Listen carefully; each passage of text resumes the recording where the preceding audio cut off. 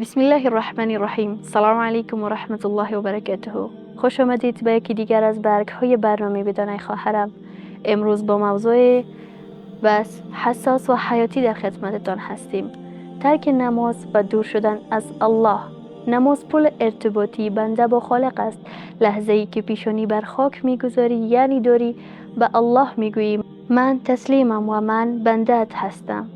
اما وای بر لحظه هایی که این پل را بشکنیم. قرآن کریم می فرماید فویل للمصلین الذین هم عن صلاتهم ساهون.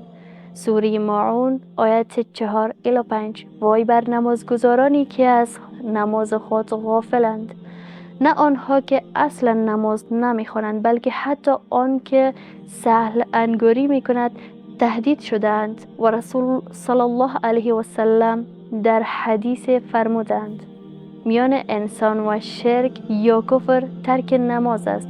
روایت صحیح مسلم. و ترک نماز خاموشی چراغ دل است. هر بار که نماز را ترک میکنی قدمی از الله دور میشوی و هر بار که نماز را برپا میداری قدم به رحمت او نزدیکتر خواهی شد. چرا برخی از ما نماز را ترک میکنند؟ به چه دلیل؟ اما نه مهمتر از نماز، مشغله زیاد، تنبلی و سستی، کم اهمیت دانستن نماز، تأثیر محیط و دوستان ناسالم و هیچ کدام از این دلایل در پیشگاه الله بهانه نمی شود، چون او فرموده است و اقیم الصلاة للذکر. سوره طه آیت 14.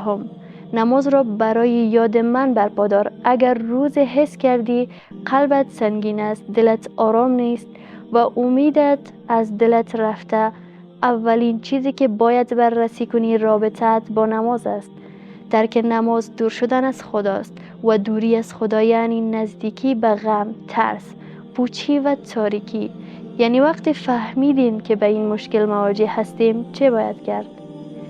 اول نیت کن و از امروز حتی 2 رکعت نماز را با عشق بخوان و با وضو ماندن را عادت بساز. با دوستان اهل نماز هم نشین شو.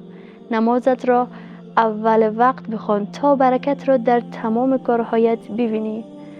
پس بدان ای خواهرم هیچ آرامشی چون گفتگوی با خدا نیست و هیچ خسرانی بالاتر از بریدن از نماز.